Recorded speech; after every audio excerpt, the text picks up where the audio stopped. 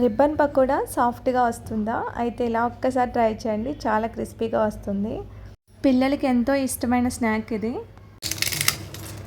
ముందుగా పిండిని జల్లించుకోవాలి. ఒక పళ్ళెం తీసుకుని జల్లెడ పట్టుకుని 1½ కప్ వరకు శనగపిండి, 1½ కప్ వరకు బియ్యం పిండి వేసుకోండి. శనగపిండి ఎంత తీసుకున్నామో బియ్యం పిండి కూడా అంతే తీసుకోవడం వల్ల చాలా క్రిస్పీగా వస్తాయండి పకోడా అనేది. ఇలా జల్లించడం వల్ల వాటర్ అది మిక్స్ చేసేటప్పుడు ఎక్కడ ఉండలు కట్టవండి. ఇప్పుడు సరిపడా సాల్ట్ వేసుకోండి. కలర్ కోసం కొద్దిగా పసుపు కూడా యాడ్ చేసుకోండి. సరిపడా కారం, వాము 3 స్పూన్ల వరకు నువ్వులు వేసుకోండి.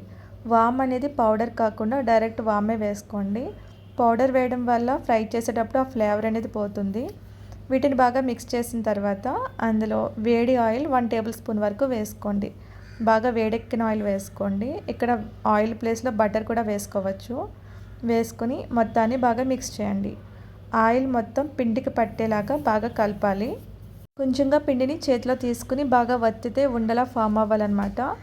అలా వస్తే ఆయిల్ అనేది కరెక్ట్గా సరిపోయిందండి. ఇన్ కేస్ అలా రాకపోతే కనుక మరికొంచెం ఆయిల్ అనేది వేసుకోండి.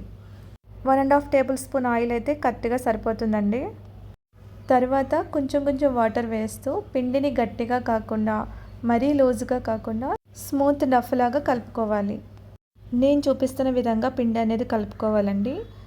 ఇక్కడ పిండి అనేది నానబెట్టాల్సిన పని లేదు, వెంటనే మనం పకోడా వేసుకోవచ్చు. జంతికల మేకర్ తీసుకుని రిబ్బన్ పకోడా షేప్ పెట్టుకుని అందులోకి కొంచెంగా ఆయిల్ అప్లై చేసి పిండిని మౌల్డ్లో పెట్టుకుని డైరెక్ట్గా వేడి ఆయిల్లో ప్రెస్ చేయడమేనండి. పిండి క్వాంటిటీ అనేది తక్కువ తీసుకున్నాం కదా, ఒక 2 టైమ్స్ లోపలికంటా పెట్టుకుంటే సరిపోతుంది. సో అస్తమానం మనం జంతికల మేకలు కొంచెంగా పెట్టుకుని వేయాల్సిన అవసరం లేదు. ఒక హాఫ్ పిండి వరకు ఆ మౌల్డ్లో పెట్టుకోవచ్చండి. లిడ్ క్లోజ్ చేసి వేడి ఆయిల్లోకి మీడియం ఫ్లేమ్లో పెట్టుకుని రిబ్బన్ పకోడాని వేసుకోవడమే. గోల్డ్ కలర్ వచ్చే వరకు ఫ్లిప్ చేసి 2 వైపులా క్రిస్పీగా ఫ్రై చేసుకోండి. ఇక్కడ మంటని మీడియం ఫ్లేమ్లో పెట్టుకోవాలండి. ఫ్రై అనేది చాలా ఫాస్ట్గానే అయిపోతుంది. మనం జస్ట్ గరిటతో టచ్ చేస్తే క్రిస్పీ సౌండ్ వస్తుందన్నమాట. అలా రాగానే మరొక వైపు టర్న్ చేసి 1 మినిట్ వరకు ఉంచి తీసేయడమేనండి. చాలా క్రిస్పీగా క్రంచీగా వస్తాయి. టీ టైంకి పర్ఫెక్ట్ స్నాక్ అనమాట. పిల్లలకి హాలిడేస్ ఇచ్చేసారు కదండి, వాళ్ళు ఏదో ఒకటి పెట్టమని అడుగుతూనే ఉంటారు కదా.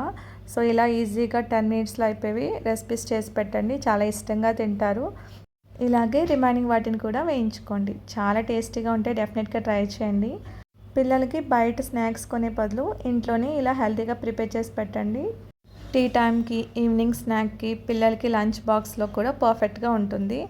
ఒక్కసారి ఈ మెథడ్లో ట్రై చేసి ఎలా వచ్చిందో చెప్పండి. ఇంకా ఇలాంటి simple and tasty homemade recipes కోసం మా ఛానల్ని ఫాలో అవ్వండి. చూడండి ఫ్రెండ్స్, ఎంత అందంగా గోల్డెన్ కలర్లో క్రిస్పీ రిబ్బన్ పకోడా రెడీ అయిందో. తప్పకుండా ట్రై చేయండి. ఇలా చేస్తే రిబ్బన్ పకోడా సాఫ్ట్ అవ్వకుండా చాలా రోజులు క్రిస్పీగా ఉంటుంది. పిల్లలకి, పెద్దలకి అందరికీ నచ్చే రెసిపీ అండి. తప్పకుండా ట్రై చేయండి. Thank you.